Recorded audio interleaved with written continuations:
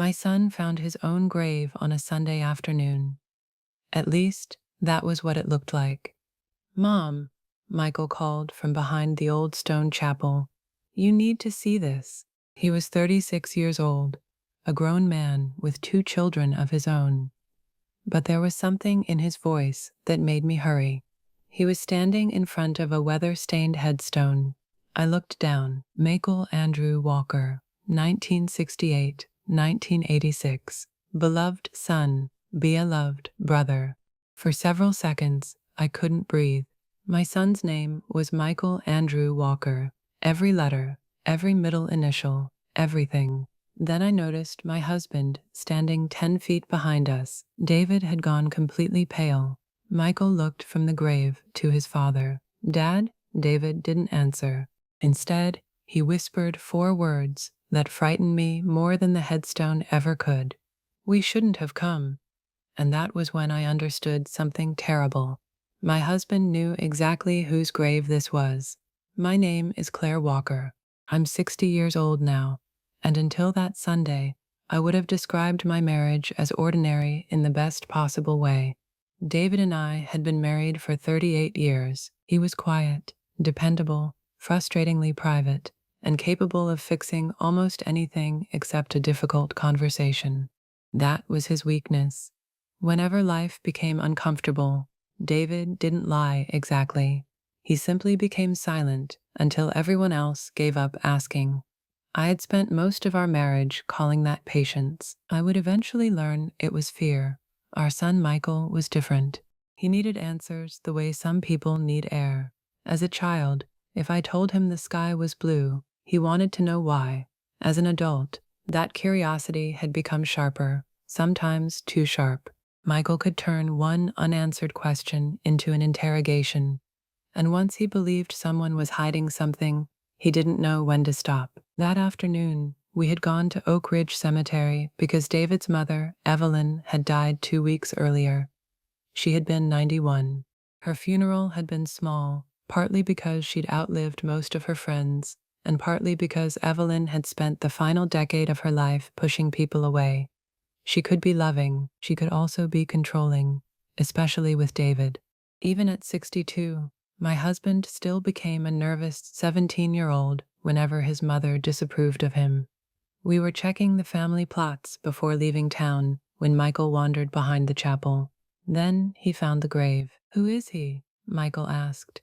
David stared at the stone. Nobody spoke.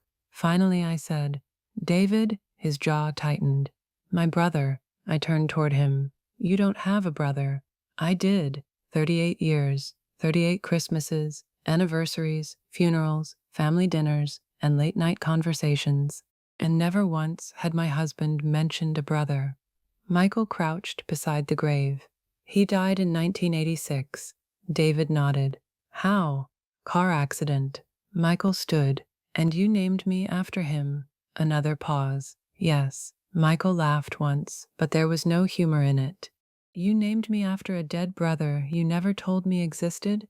David looked at him. "I loved him. Then why did you erase him?" David's face changed. For just a second, I saw something beneath the sadness. Not grief, fear. Then he walked away. And for the first time in our marriage, I wondered whether the man I had slept beside for almost 40 years was afraid of a dead boy, or of what that dead boy could tell us. We were supposed to drive home that evening. We didn't. Michael refused. "I want to know who I'm named after." David said there was nothing to know. That sentence made Michael even more determined. So while David sat alone at Evelyn's house, I helped our son go through boxes in the attic. I told myself we were looking for photographs. The truth was uglier.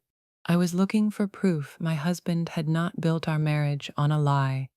We found Michael Andrew Walker in the 3rd box. He was 18 in the photograph, tall, dark hair, crooked smile, one arm around a younger David. I stared at the picture longer than I should have. Our son leaned closer. My God, he didn't have to explain. The dead Michael looked remarkably like him, not identical, but enough that something cold moved through me. Same eyes, same narrow chin, same half smile. On the back, Evelyn had written, "My boys, summer 1986, 3 months before Michael died." Our son sat down. So Dad gave me his brother's entire name. Yes. Why didn't he ever show me this? I didn't have an answer. Then Michael found another photograph. This one showed David, Evelyn, Michael, and their father Harold standing beside a blue Buick. Michael turned it over. No writing, but I recognized that car. I had seen one exactly like it when I was young. My father owned one. For some reason, that thought made my hands shake. Before I could understand why, Michael pulled a yellow newspaper clipping from underneath the photograph. The headline read, "Local teen killed in late night hit and run." Michael Andrew Walker, 18, had been struck at 11:42 p.m. while walking along Route 9. The driver never stopped. Police had been searching for a dark blue sedan with damage to the front passenger side. I read the description twice, then 3 times, because suddenly I wasn't thinking about David's family.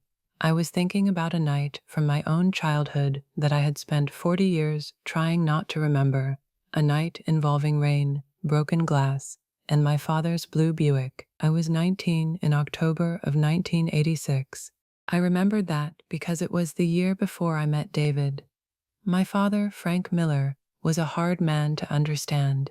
He loved his family fiercely, but his version of love was control. He solved problems before anyone else was allowed to see them. If something scared me, Dad didn't ask how I felt. He removed it. Sometimes that felt safe. Sometimes it felt like living behind a locked door. One night that October, I came home just after midnight. I remembered my mother waiting in the kitchen. I remembered Dad's coat dripping rain onto the floor. And I remembered him telling me something had happened to the Buick. "What happened?" I'd asked. "Hit a deer. Are you okay?" "I'm fine." The next morning, the car was gone. Dad said he had sold it for parts because the damage wasn't worth fixing. I believed him. Why wouldn't I? He was my father. But now, sitting in Evelyn Walker's attic 4 decades later, I checked the date on the newspaper. October 18th, 1986. My stomach dropped. Michael noticed. "Mom?" I folded the clipping. Nothing. His expression hardened. "You just turned white." I told him about my father's car. Only the car, not the strange feeling growing inside me. Michael immediately wanted to search old police records. I told him no. He stared at me. "You're protecting Grandpa. He's been dead 12 years. That doesn't mean you're not protecting him." The accusation hurt because it was true. I had spent my entire life protecting my memory of my father, and Michael had inherited my stubbornness without inheriting my ability to look away. That night, David slept in another room. I found him in the kitchen at 2 in the morning. "Did my father kill your brother?" David stopped moving. He had been holding a glass of water. His fingers tightened around it. "Claire, did he?" He looked toward the hallway to make sure Michael couldn't hear. That alone told me too much. "Oh, God." I covered my mouth. "You knew." David set the glass down. "I knew your father was connected." "How long?" He wouldn't look at me. "How long, David?" "Before we got married." I slapped him. I had never struck anyone in my life. David didn't move. He simply closed his eyes. And after 38 years of marriage, I suddenly had no idea why my husband had married me. The next morning, David finally talked. Michael sat across from him. I sat beside our son. Not my husband. David noticed. He deserved to. He said his brother had left a party around 11:30 that night. Michael had been drinking. That was Michael's weakness. He wasn't an alcoholic, David insisted. He was 18 and angry and convinced consequences belonged to older people. He had argued with their father and walked home along Route 9. Someone hit him. David had spent years wanting to know who. Then, 6 months later, he met me. "Was that an accident?" I asked. David didn't answer immediately. Michael leaned forward. "Dad, no." The words seemed to empty the room. David had known my name before we met. My father had been questioned after a mechanic reported repairing damage to a blue Buick shortly after the accident. There had never been enough evidence to charge him. David had started coming to the restaurant where I worked because he wanted to see Frank Miller's daughter. Me. You used Mom? Michael asked. At first, I felt sick. David looked at me. I thought if I got close to you, eventually I'd get close to him. And instead, I fell in love with you. I laughed bitterly. That sounds convenient. I know. You married the daughter of the man you believed killed your brother. Yes. And then you named our child after the brother you believed my father killed. His eyes filled. Yes. Michael pushed his chair back. That's insane. Maybe it was. But the worst part was that I could see the twisted humanity of it. David hadn't been calculating for 38 years. He had been carrying two lives that never fit together. The brother he couldn't forgive losing, and the woman he couldn't stop loving. I wanted him to be a monster. It would have been easier. Instead, he was a frightened man who had chosen silence every time truth demanded courage. Then I asked the question that changed everything. Did my father ever confess? David looked at me. Yes. The room went silent. When? 10 years after our wedding.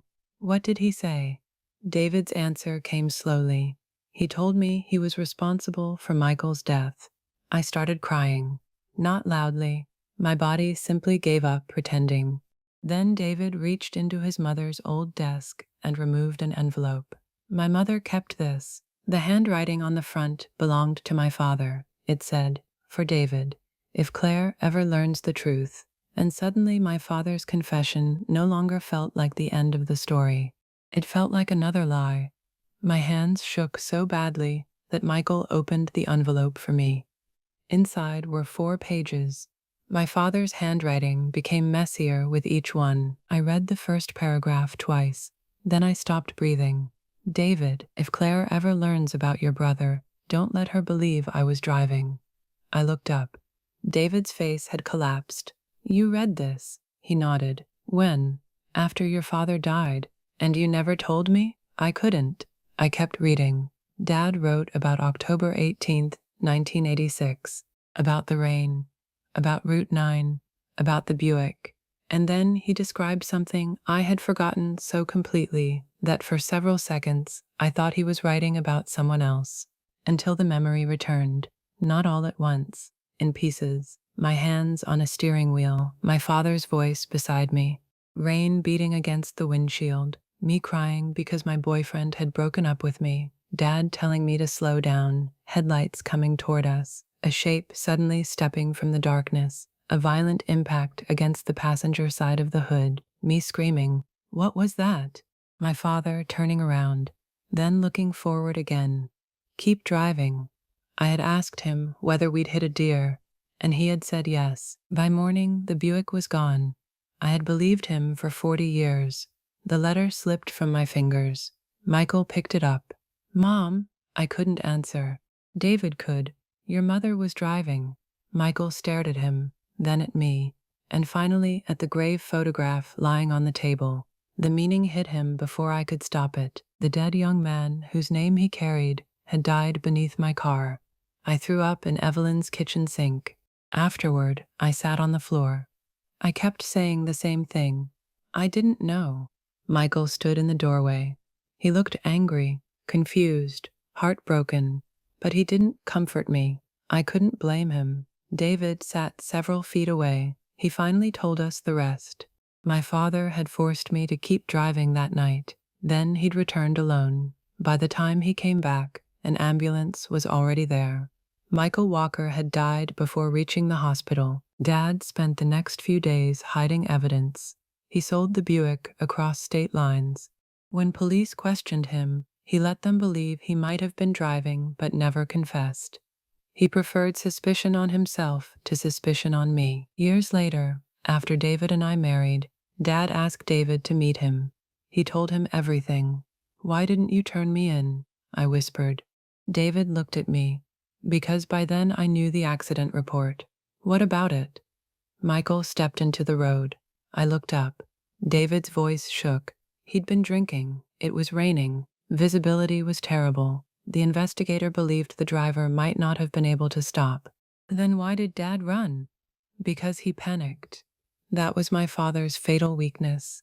He loved by controlling the outcome. Instead of trusting the truth, he buried it. And every buried thing eventually grows roots. I looked at David. You should have told me. Yes. You let me name our son Michael. I asked for that name. Why? His answer broke whatever anger I had left. Because I couldn't save my brother. He looked at our son. And after I found out Claire had been driving, I thought maybe loving the child we created together was the only way I could stop that night from poisoning both families. Michael stood so quickly his chair fell. So I'm what? Neither of us answered. A memorial? No, David said. A replacement? No. A way for you two to feel better about yourselves? No. For the first time, David shouted. Michael stared at him. David's voice dropped. You were the first good thing that came from two families who had spent years lying to protect the people they loved. Michael's eyes filled. That doesn't mean you had the right to put a dead man's name on me. David lowered his head. No. And that was the first completely honest answer he'd given us. But the final truth wasn't in my father's letter. It was written on the back. There were 3 lines at the bottom of the final page. I almost missed them. Claire must decide whether to forgive me. But David, there is something she deserves to know about you too. You were the one who pulled Michael back toward the road. I looked at my husband. David went still. Michael whispered, What? David began crying before he spoke. Not gentle tears, the kind that make a grown man look suddenly like the child he used to be. He had lied about one final detail. That night, David had been at the party too. He and his brother had argued. Michael was drunk. David was furious. They fought beside Route 9. When Michael tried to walk away, David grabbed the back of his jacket. Michael twisted free. He stumbled backward into the road. 3 seconds later, my car came around the curve. I hadn't killed a boy simply because I failed to stop in time. David hadn't killed his brother simply because he grabbed him. Michael hadn't died simply because he'd been drinking. My father hadn't destroyed 4 lives simply because he loved me too much. The tragedy existed because several imperfect people made small human mistakes within seconds of one another. Michael drank too much. David lost his temper. I was crying while driving. My father chose fear instead of truth. And afterward, every survivor made the same mistake again. We hid. David looked at me across the kitchen. For years, I blamed your father because it was easier than blaming myself. I understood then why he had married me. Not for revenge, not entirely. When David first found me, he'd wanted someone to punish. But when he discovered I had been behind the wheel, he saw something terrifying. I was no more a murderer than he was. We were 2 frightened young people, connected by 3 seconds neither of us could undo. And he loved me anyway. Maybe because of that. Maybe in spite of it. Probably both. Michael left the house without saying goodbye. For 3 hours, neither David nor I followed him. Sometimes love means chasing someone. Sometimes it means giving them room to decide whether they still want to know you. At dusk, we found him back at the cemetery. He was sitting beside Michael Andrew Walker's grave. Our son had cleaned 40 years of dirt from the inscription. I sat beside him. I'll change my name, he said. I nodded. If that's what you want. He looked at me. For years, Michael's greatest weakness had been his need to divide people into those who told the truth and those who lied. But adulthood eventually teaches you something painful. Most people are both. I don't think I will, he finally said. David stood several feet behind us. Michael touched the headstone. He didn't get to grow old. No, David said. He didn't get kids. No. He didn't get a second chance. David's voice cracked. No. Michael looked at his father. I did. Then he looked at me. So did you. For the first time since we entered that cemetery, my son smiled. Not because everything was forgiven. It wasn't. David and I spent the next year repairing things that secrecy had damaged over decades. Michael didn't speak to his father for almost 2 months. I visited Michael Andrew Walker's grave alone several times, and David finally began saying his brother's name out loud. We also took my father's letter to the county sheriff. The case was 40 years old. The people responsible for concealing evidence were dead, and the surviving facts supported what the original investigator had suspected, that the collision itself had most likely been unavoidable. There was no dramatic arrest, no courtroom confession, no villain led away in handcuffs. Life rarely gives us endings that clean, but one thing did change. The following October, on the anniversary of Michael Walker's death, my son brought his 2 daughters to the cemetery. The older one asked who the boy beneath the stone had been. Michael looked at me first, then at David. For 38 years, our family had answered painful questions with silence. My son didn't. He crouched beside his daughter and said, "He was your grandfather's brother." She pointed at the headstone. "He has your name." Michael smiled. "Yes. Why?" He thought for a moment. "Because sometimes a family keeps someone's name when it doesn't know how to keep their story." Then he took her hand. "But we're going to keep both." And as I watched my husband kneel beside the grave of the brother he'd spent 40 years trying to replace with silence, I finally understood something my father never had. Protecting someone from the truth doesn't erase their pain, it only makes sure they inherit it later. For most of my life, I believed family secrets were kept because people didn't love each other enough to tell the truth. I was wrong. Sometimes the worst secrets are created by people who love desperately. A father who couldn't bear to see his daughter punished. A brother who couldn't forgive himself. A husband terrified that honesty would destroy his marriage. A mother who trusted the people she loved more than the questions she was afraid to ask. None of us were completely innocent. None of us were monsters either. And maybe that's what made the truth so difficult. Because forgiveness is easiest when there is one villain. In our family, there wasn't. There were only ordinary people making frightened choices, and children carrying the consequences decades later. My son still has the name Michael Andrew Walker, but now it belongs to him. Not to a grave, not to his father's guilt, not to my father's secret, to him. And perhaps that was the second chance all of us had been trying to find. What would you have done in Michael's place? Would you keep the name after learning the truth, or change it forever? And could you forgive parents who hid something this terrible because they believed they were protecting you? Write what you think in the comments. Think in the comments. Think in the comments. Think